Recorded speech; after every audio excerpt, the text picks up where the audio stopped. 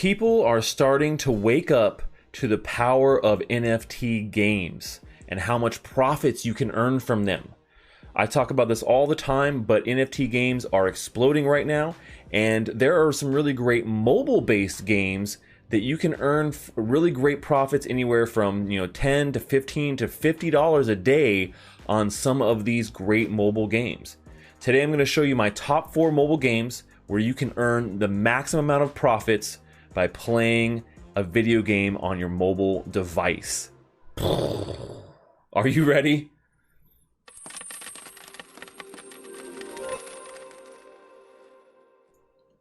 Well, hey there, crypto friends. Thanks again for joining me.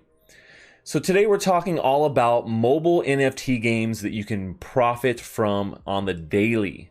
These are games that you can earn anywhere from $10 to $15, or if you're an avid player, maybe even $50 a day on some of these mobile NFT-based blockchain games.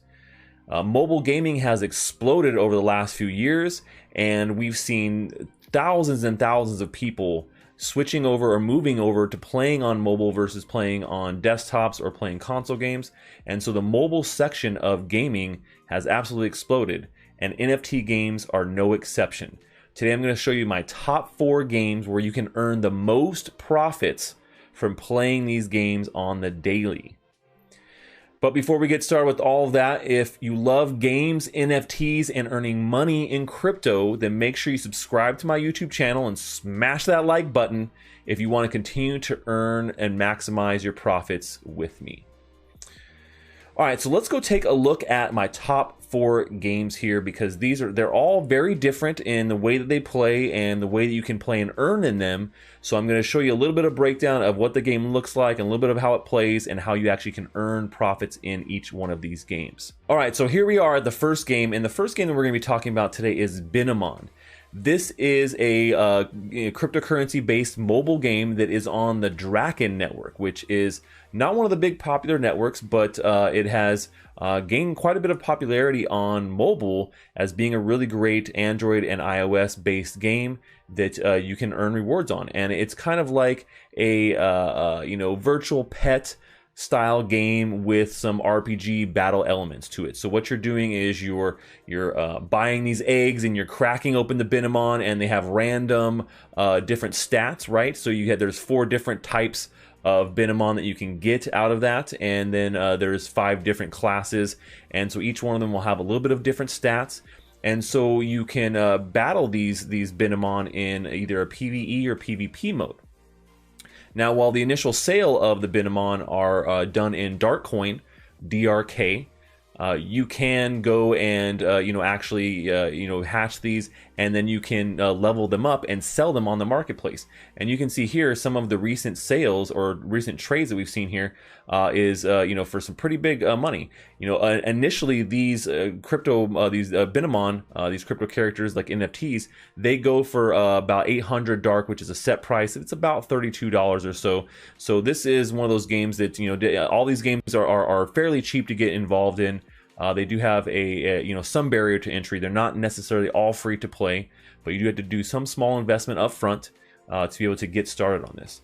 So once you have your Binamon, you can crack him open, start battling with him, and earning in-game currency called Ambrosia, which is AMB token, and that is part of their reward structure. So you can use that token to be able to fuse your Binamons together and level them up, and then you sell them on the marketplace for profits, or be able to sell the native token itself too, for some of these rewards and profits on the daily.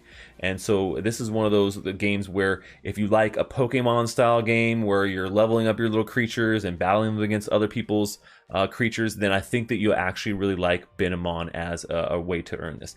And so this is one of those games where the rate of earning is a little bit less than some of the other ones I'm going to feature here later in the video, but it's a lot of fun. All these games are games that are actually interesting and fun to play. They're not just click games where you get bored and you're like, oh my gosh, okay, I'm earning, but this is boring, right? These games are actually fun to play. So we'll look at a little bit of game footage here from their YouTube channel, and so you can see basically you're breeding, you're fighting, and you're earning based upon what you have there. And so this is what it looks like when you open an egg, you have it pop open, and you get a random Binomon with a random generated assets or class, and also their different levels for power, defense, HP, and MP. And you, as you play these characters, you level them up, right? So leveling them up, you can either do that through fighting, or you can do that through the fusion, right? The fusing of the two characters. And as they level up, they go from being a baby to a teenager to an adult. And of course, the adult Binomons fetch a lot more profit. They're definitely not. It's not the easiest to get them to that level, but if you can and you do and put that time in, they sell for big money on the marketplace. And so you can see here them kind of fusing other Binomons together. You have these couple levels together, and you can fuse it into a more powerful Binomon, which gives you these unique traits. So you can see that it's been upgraded and it looks a little bit different too. So that's a pretty interesting aspect of what Binomon has going on. So yeah, so with Binomon, it is very easy to be able to play, have fun, and do this on mobile, and continue to earn while you're battling your pets and keeping up with your virtual Binomon pets. But like I said, not the highest of the 4 different games that we're talking about today, but still tons of fun, and a game that is very up and coming. They have a huge roadmap where they're building out a whole metaverse. So the game you have right now is definitely going to be expanded over the next couple of years, and they're being very aggressive about that roadmap as well. All right, so the number 2 game that I'm going to be looking at is called League of Kingdoms. League of Kingdoms is a virtual, land-owning game that it's kind of like one of these builder games like Age of Empires, right? Where you have your empire, you're building it up with different pieces, and based upon the rating of your land, if you own these land NFTs, you earn daily rewards in Dai. Now, you do have to have a land NFT to be earning these really great high-end rewards, but if you make that initial investment, you can do that. Now, you can play this game for free. It's not required that you have to have a land NFT. You can actually earn rewards in other ways as well by just going out and playing the game and collecting resources, and then minting the resources and selling them on a marketplace like OpenSea. So this game gives you quite a few different ways to be able to earn in it, depending on whether you have an NFT and you've invested in that, or whether you haven't. And so that's why I love the fact that they've made the barrier to entry for this game quite low. A lot of other games don't give you a free way to get started in earning, but League of Kingdoms does. So you can start building and collecting resources even if you don't have a land there, and sell those resources in a marketplace for profits. Now, if you look at it, we can look at a little bit of gameplay here, and you can see a little bit of what it looks like building up your kingdom. And one of the interesting things is if you are a landowner and you are building up your land rating, which is what your daily Dai rewards are based on, you do have to keep that up. So if you don't upkeep your land and it starts to drop in rating, your daily amount of rewards are going to also drop. So that's something you have to take in consideration, that this investment definitely requires you to be continually playing this game to keep up your lands and keep building and expanding your kingdom and fighting for hegemony, as they say, which I think is a kind of funny word to use in a video. But yeah, so you're fighting against these other kingdoms. You have a bunch going on. There's a ton of different gameplay in this versus what is going on in Binomon, where the gameplay is very straightforward. League of Kingdoms gives you a lot of different options of ways to be able to play and maximize and battle and build up your kingdom and make strategic alliance and all these really great things. So League of Kingdoms is still a really great way to be able to do this, and playing and earning this game is in multiple different ways, getting those Dai rewards or selling the assets on the store. All right, so my number 3 game, and one of my favorites on this list, the one I play the most, is Splinterlands. Splinterlands is a card-based battling game where you collect different cards and you pick them based upon different criteria for the rules of the game, and it is a way that you can actually, there's ways that you can actually earn in multiple different ways. So not only do you earn rewards by playing in each league or each season, which is 2 weeks long, depending on what rating you get during that season, you get a different amount of rewards. So there's one way of earning there, and then you could sell those cards or rent them out. But then you can also, get these daily quests. And so if you look at the daily quests that they have here, You just follow this and you'll get a reward chest. So there could be a card in there. There could be DEC, which is their in-game currency, dark energy crystals. And so you earn those as you battle as well. So you're earning dark energy crystals when you battle. You're earning rewards when the season ends. You can see there's 12 days in this season. You can also earn rewards by renting out your cards. And you also earn newly rewards with the new token they have, right? The Splinter Shards token, SPS token, and that as actual rewards based upon the amount of cards you have. So Splinterlands gives you a ton of ways to earn rewards and earn them passively, earn them actively, earn them, based upon your gameplay, how well you do. So it's very skill based as well. And that's a different thing versus some of these other games, is that this is a very skill-based game. And so you can see a little bit of gameplay here for Splinterlands and what it looks like. This is basically what you're doing is you're picking the card lineup based upon some of the criteria. The mana cap and the rules you can see are all set here. The mana cap and what splinters you can use. And the game is an auto battler. Like you don't have to actually do anything once you pick the card. You just go to the thing in here and you can see the battle play out.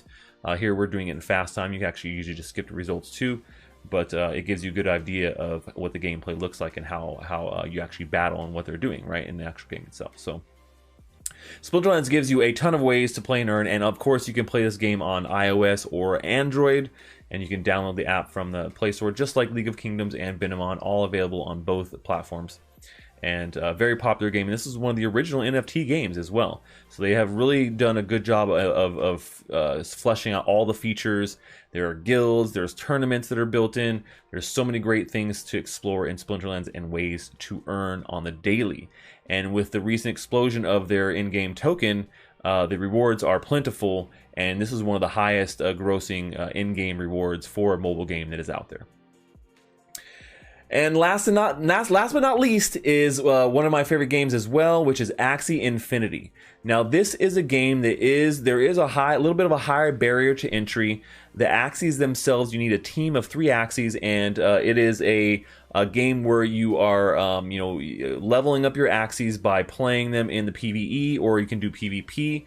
And as these Axies level up, they get a little bit better stats.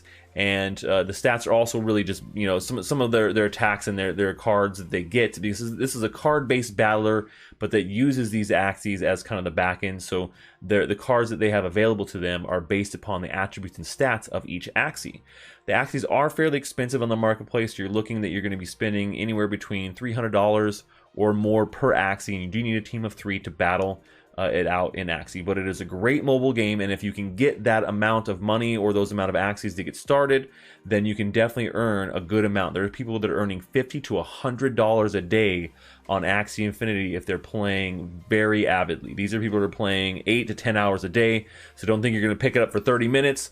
Most of these games you do have to play quite a bit and be very involved to continue to earn and maximize your profits on the daily. So really take that consideration that you might want to find one that best suits you, and kind of jump in and see what it really costs to play.